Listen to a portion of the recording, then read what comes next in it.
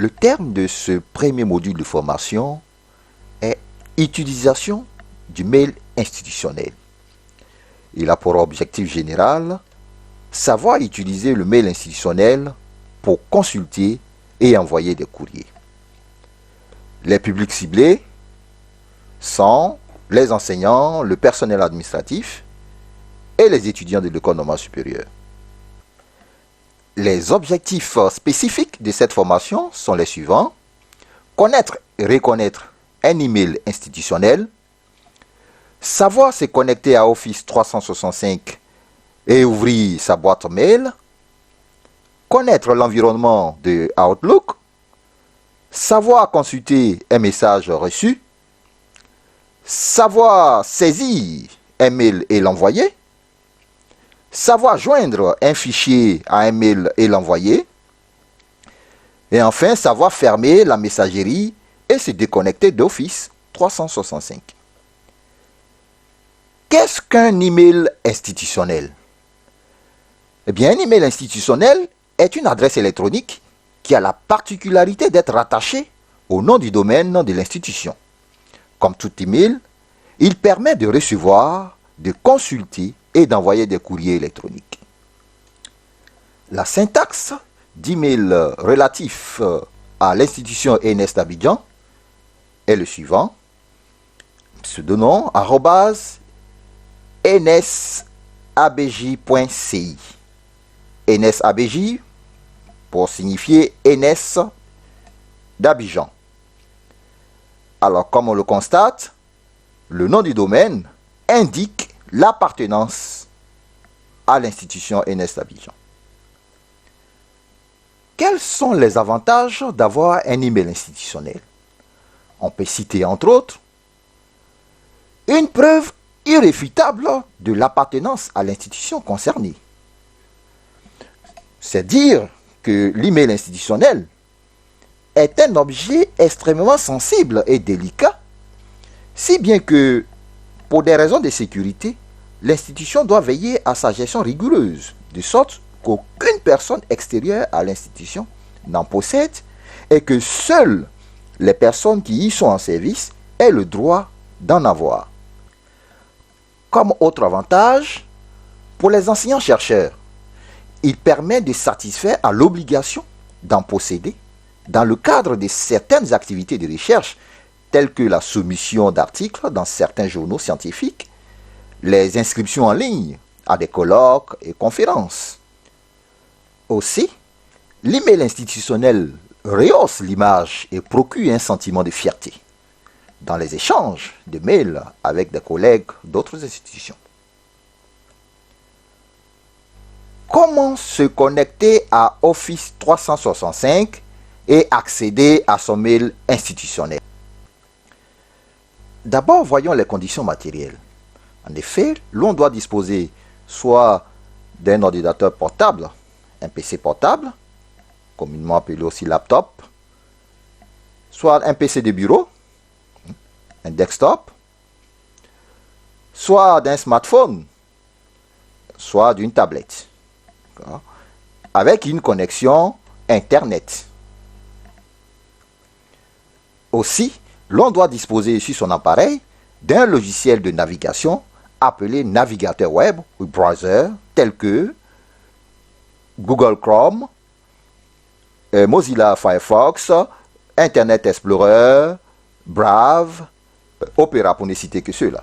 Pour passer à la phase pratique, je suis ici sur le bureau de l'ordinateur.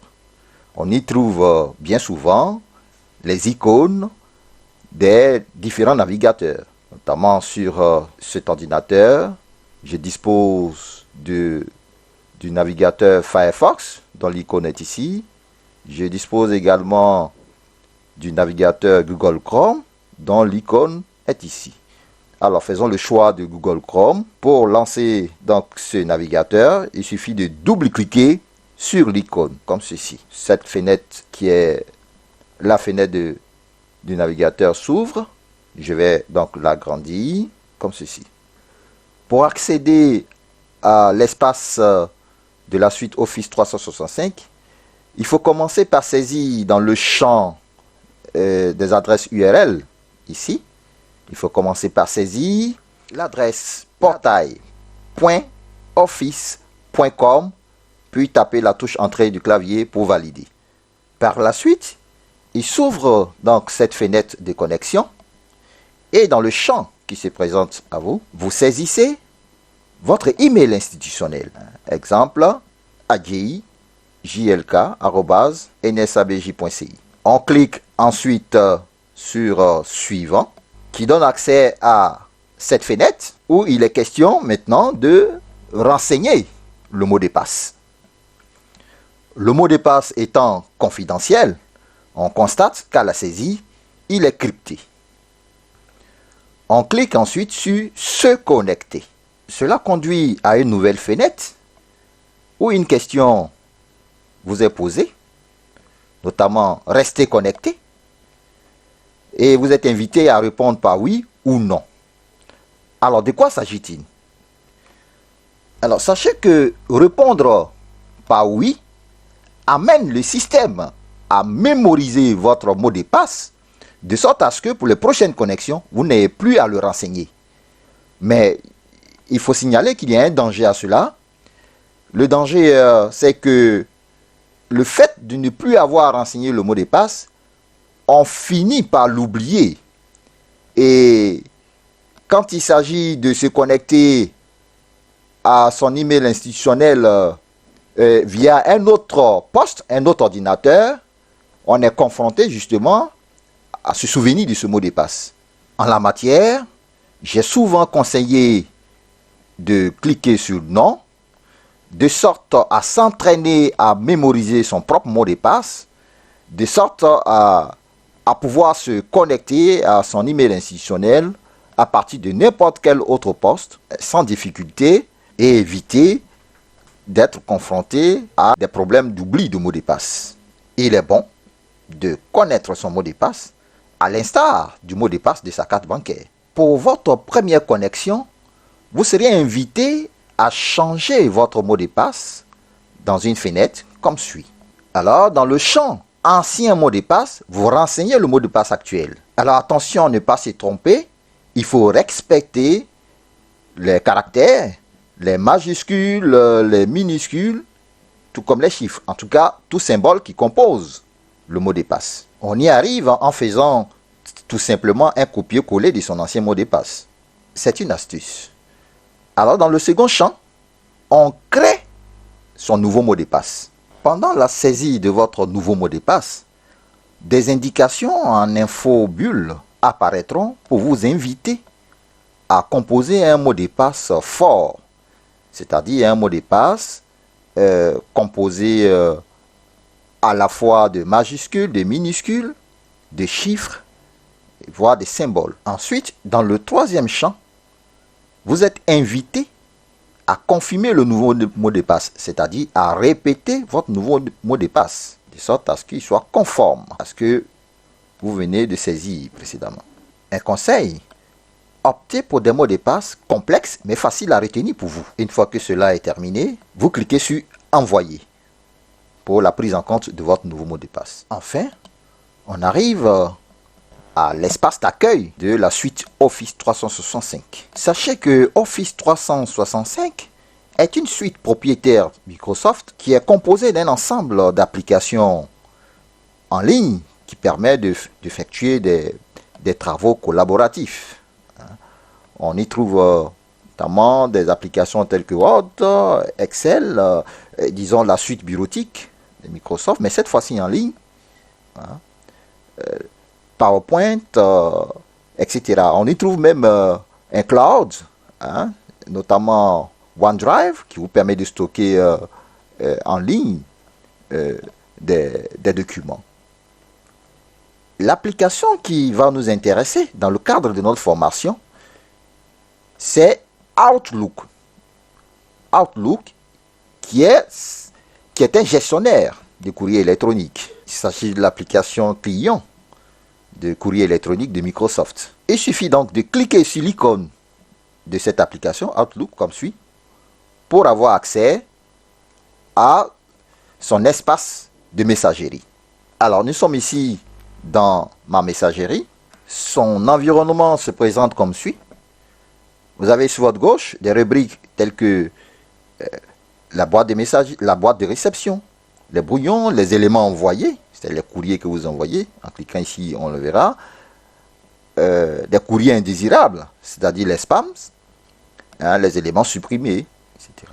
Alors en cliquant sur la rubrique boîte de réception, qui est même activée, on voit sur la droite les messages reçus. On remarque que les messages non encore consultés sont en gras, ce qui n'est pas le cas pour les messages déjà consultés. Comment consulter un message reçu dans sa boîte mail?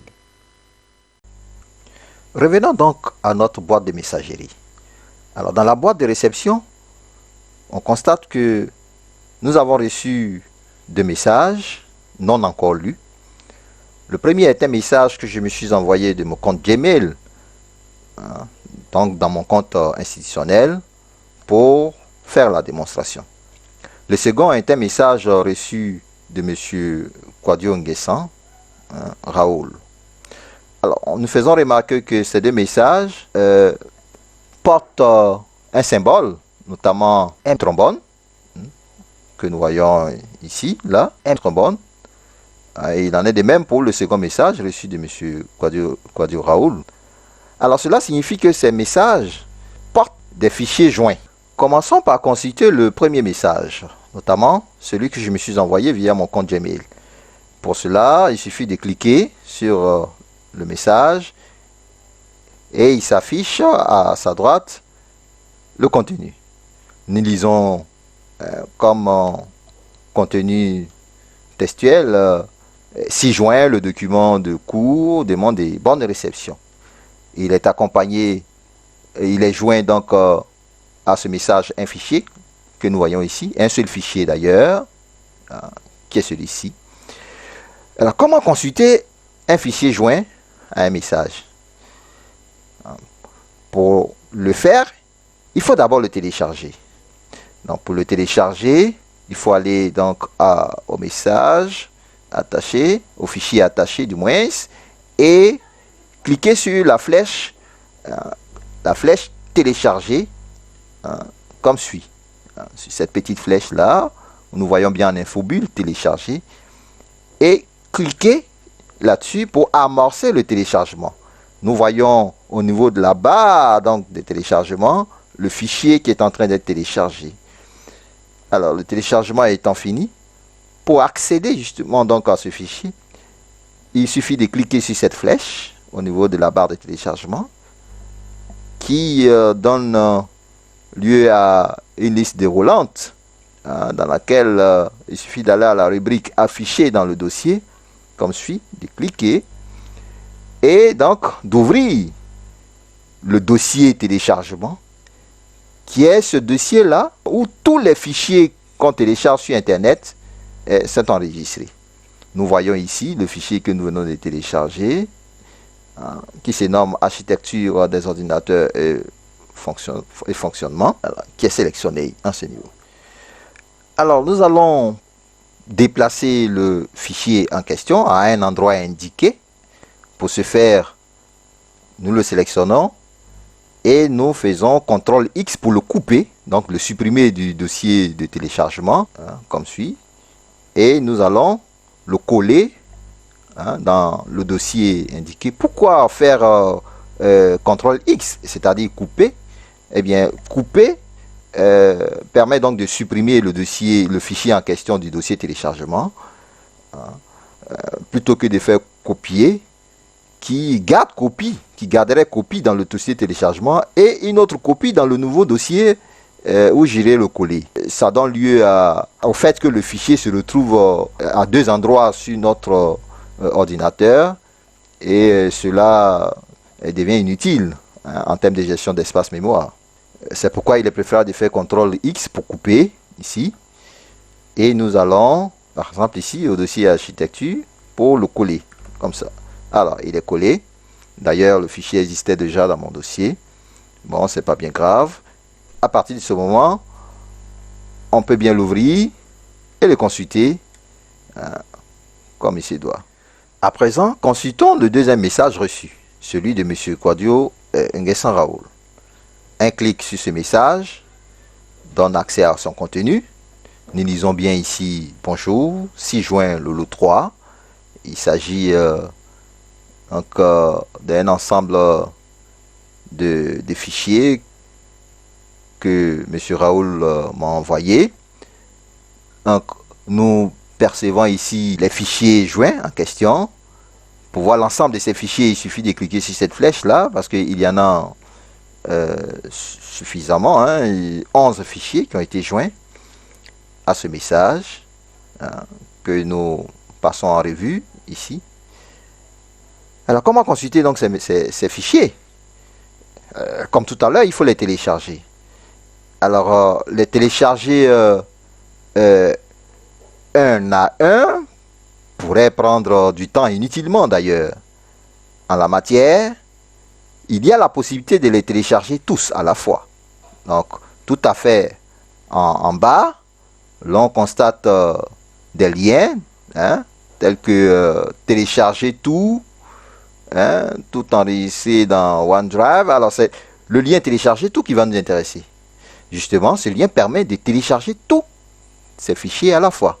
Donc, un clic sur ce lien permet d'amorcer le téléchargement. Alors, il faut aussi dire que cela amène à télécharger l'ensemble des fichiers joints en un seul, qui est un fichier zippé, c'est-à-dire compressé. Donc, le téléchargement vient de se faire. Ça donne lieu donc à ce fichier zippé, qui est l'ensemble de tous les fichiers qui ont été joints. D'accord? Donc, compressé.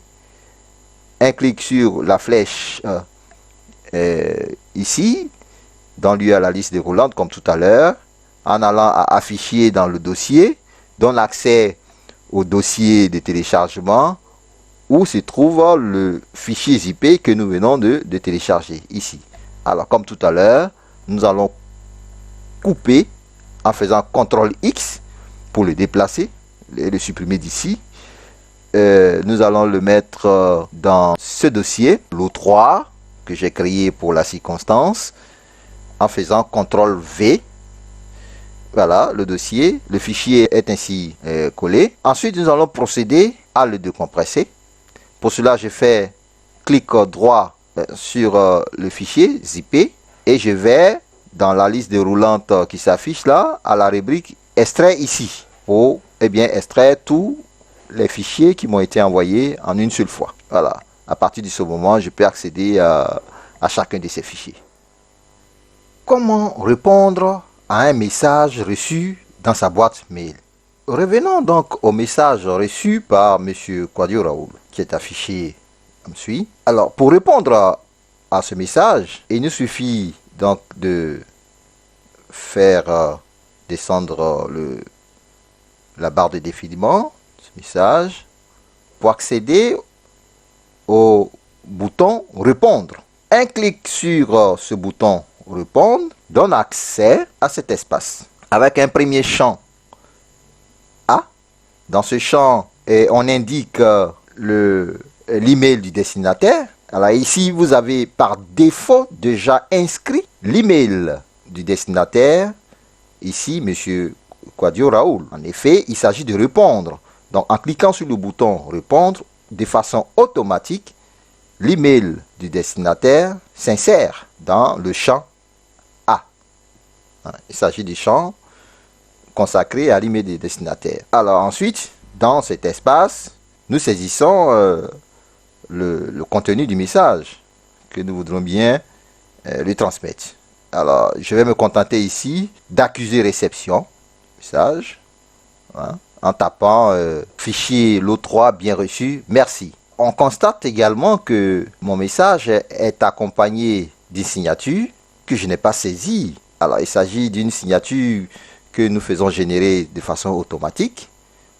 Nous y reviendrons tout à l'heure pour juste vous montrer en additif comment faire en sorte que de façon automatique, chaque fois que on doit envoyer un message ou répondre à un destinataire, à une tierce personne, notre message soit automatiquement accompagné de notre signature, comme celui-ci. Alors, une fois saisi, il ne reste plus qu'à cliquer sur le bouton envoyer pour que le message soit envoyé. Alors, nous faisons remarquer que lorsqu'on répond à un message reçu, le message que nous envoyons est toujours lié de sorte qu'on ait une sorte de conversation asynchrone. Le destinataire, donc ici en l'occurrence M. Kwadio Raoul, recevra le message comme suit, mon message, accompagné de ce qu'il m'a envoyé, qui est ici. De sorte à ce que il sache que c'est une réponse au message que j'ai reçu de lui. Comment transférer un message reçu dans sa boîte mail à une ou plusieurs personnes? Revenons donc à un message reçu de M. Kwadio Raoul. Pour transférer donc ce message à une ou plusieurs personnes, il suffit d'aller au bouton transférer que nous trouvons ici. Un clic sur ce bouton transférer donne accès à cette fenêtre. Un certain nombre de champs où il est question de renseigner les destinataires s'offrent à nous, notamment comme premier champ A, également le champ intitulé CC. Il y a également un champ caché, qui est le champ CCI, qu'on peut afficher en cliquant à ce niveau. Donc, nous avons 3 champs.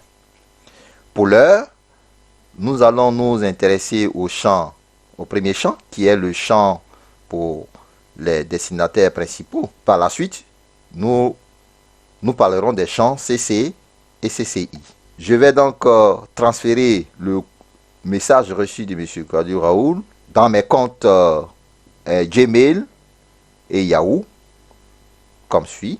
Alors, il me suffit donc de mentionner les adresses concernées dans ce champ. Alors, le premier que je vais mentionner, c'est l'adresse Yahoo, comme suit. Je saisis donc une seconde adresse, notamment l'adresse issue de mon compte Gmail. Les premières lettres déjà permettent d'afficher une liste déroulante avec des adresses existantes, parmi lesquelles je retrouve l'adresse Gmail en question. Il me suffit donc de cliquer là-dessus pour que ça s'insère dans le champ des destinataires. Le message reçu de M. Kwadio Raoul sera donc transféré à ces 2 adresses. Et le message en question sera transféré en l'état. Il s'agit donc de ce message ici. Alors, pour achever le transfèrement, il suffit donc de cliquer sur envoyer, comme suit. Voilà, le message reçu de M. Kwadio Raoul a été donc transféré aux 2 adresses mail qui ont été indiquées dans le champ A. Comment envoyer un message à une ou plusieurs personnes à partir de son email? Étant dans sa messagerie, pour envoyer un courrier à une ou plusieurs personnes, l'on clique sur le bouton nouveau courrier, comme ceci. Cela donne accès à une fenêtre sur la droite avec un certain nombre de champs, précisément 4 champs. Le premier champ intitulé A, le second champ intitulé le champ CC, ce sont des champs où l'on mentionne les adresses des destinataires, et un troisième champ pour les adresses des destinataires qui par défaut s'affiche caché. Il s'agit du champ CCI. Pour l'afficher, il suffit de cliquer sur le bouton CCI, comme ceci. Voilà, nous avons les 3 champs. Et un 4e champ pour préciser l'objet du courrier. Enfin, nous avons cette zone où clignote le curseur, qui est la zone où l'on saisit le message à envoyer. Dans cette zone, l'on constate déjà inscrit ce que l'on appelle la signature automatique. Eh bien, nous reviendrons en fin de séance sur cette rubrique. Pour l'heure, revenons aux différents champs des destinataires. Alors voyons le rôle de chacun des champs des destinataires dans l'envoi de mails. Le premier champ des destinataires est le champ A, ou tout en anglais. En général, ce champ doit contenir au moins un email des destinataires. Il s'agit des destinataires principaux. Nous avons le champ intitulé CC, qui signifie copie carbone ou carbon copy en anglais. On y mentionne les emails des destinataires secondaires. Ce champ permet donc de faire des ampliations. Enfin, nous avons le champ CCI ou BCC en anglais, qui signifie copie carbone invisible, appelé également copie cachée, ou blend carbon copy en anglais. C'est un champ qui assure le respect de la vie privée du destinataire. Un champ donc qui permet la non-diffusion des emails. Tout email qui se trouve dans ce champ n'est pas vu des autres destinataires à la réception du message. Contrairement à toute adresse mail qui se trouve dans le champ A, dans le champ CC, eh bien, ces adresses sont vues de tous les autres destinataires. Il est bon de le savoir parce que bien souvent, des personnes, par ignorance, sans doute, diffusent les adresses mail des destinataires contre leur volonté. Lorsqu'il s'agit d'envoyer des messages à plusieurs personnes, ceci dit, si l'on veut envoyer un mail à plusieurs personnes sans que chacun d'eux ne voie l'email des autres destinataires à la réception, l'on peut procéder comme suit. Dans le champ A, qui est obligatoire, il suffit de mentionner son email, un peu comme si on s'envoyait le message à soi-même. Donc, comme il s'agit de moi, je renseigne donc mon email institutionnel ici, voilà, pour m'envoyer à moi-même le message donc, en tant que destinataire principal. Et dans le champ CCI, je mentionne tous les autres destinataires. Alors, j'ai fait le choix comme ça de Raoul, ensuite le défi, et allez, une troisième personne là, alors Abou Fofana. Le seul email que chacun d'eux verra sera mon email à moi parce qu'il se trouve dans le champ A, et aussi parce que c'est moi qui leur envoie le message. Alors, je vais donc l'envoyer en cliquant sur le bouton envoyer. Pour la démonstration, je vais donc mentionner dans le champ A mon email institutionnel, histoire de m'envoyer à moi-même le message en tant que destinataire principal. Dans le champ copie carbone, je vais mentionner mon adresse Gmail. Et enfin, dans le champ CCI, je vais mentionner mon adresse Yahoo. Je précise comme objet support de cours. Voilà, comme suit, support de cours. Et je vais saisir comme message bonjour, 6 juin, le support de cours. Merci. Je vais donc joindre un support de cours. Alors, pour joindre un fichier au message, il suffit de cliquer sur ce bouton commande. D'accord? Nous lisons bien en infobulle joindre lorsque nous pointons la souris sur ce bouton. Un clic sur ce bouton ouvre cette liste déroulante, nous allons à la rubrique parcourir cet ordinateur pour aller chercher justement le fichier sur notre ordinateur, à l'endroit où il se trouve. Alors, je vais faire le choix de ce fichier, architecture des ordinateurs et fonctionnement, que je sélectionne et je clique sur ouvrir pour le joindre à mon message. Le téléchargement est en cours. Voilà, il est maintenant achevé.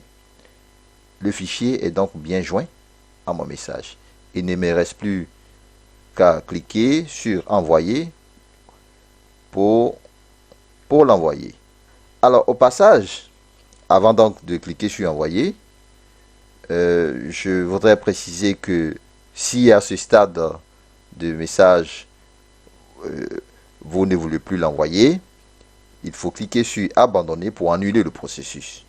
Parce qu'une fois le message envoyé, il n'est plus possible de l'annuler. Alors, je vais donc l'envoyer en cliquant sur le bouton envoyer. Dans ma boîte messagerie, faisais un tour dans le dossier éléments envoyés. Un clic sur ce champ, ou du moins ce lien, nous conduit donc au contenu de ce dossier où nous voyons tous les éléments qui ont été envoyés. Entendez par tous les éléments envoyés, les messages que nous avons eu à envoyer à des destinataires. Alors, on voit ici le message que nous venons juste d'envoyer. Un clic sur ce message nous donne accès au contenu. Nous voyons bien qu'il a été envoyé à 3 adresses. D'abord, à mon email institutionnel dans le champ A, dans le champ CC, à mon email, à mon compte Gmail, et dans le champ CCI, à mon compte Yahoo. Comment se concevoir une signature automatique pour ces messages à envoyer? Pour concevoir une signature automatique, l'on se rend dans les paramètres en cliquant sur le bouton ici. En infobulle, nous lisons bien paramètres. Un clic sur ce bouton permet d'accéder à cette fenêtre sur la droite. Nous allons à la rubrique afficher tous les paramètres d'Outlook.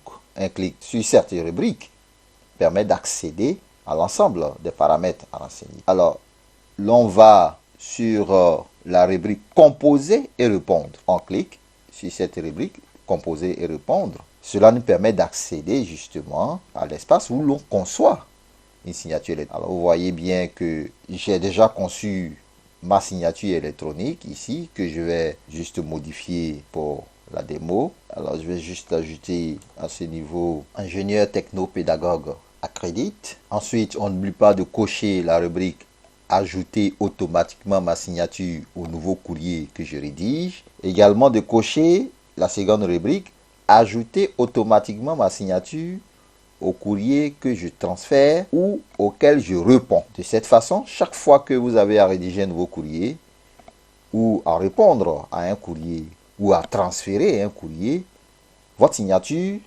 sera automatiquement insérée dans ces différents courriers. Ensuite, il ne vous reste plus qu'à cliquer sur enregistrer pour que cela soit validé et pris en compte. Il ne reste plus qu'à fermer la fenêtre des paramètres. Alors, un exemple, je clique sur nouveau courrier. Voilà, automatiquement, la signature est insérée dans le message que je vais rédiger. Et comme vous le voyez, la modification que je viens juste de faire est effectivement prise en compte. On lit ici, ingénieur techno-pédagogue, que je viens juste d'ajouter.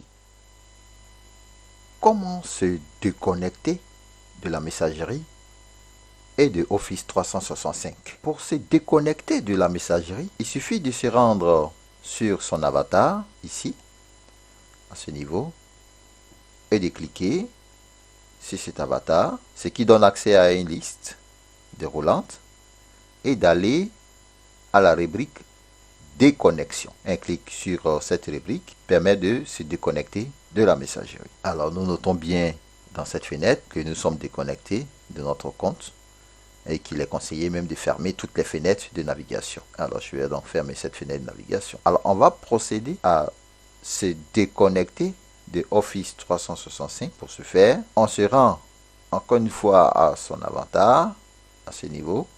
on clique et on se rend à la rubrique déconnexion pour se déconnecter de Office 365. Ainsi prend donc au fait ce premier module de formation.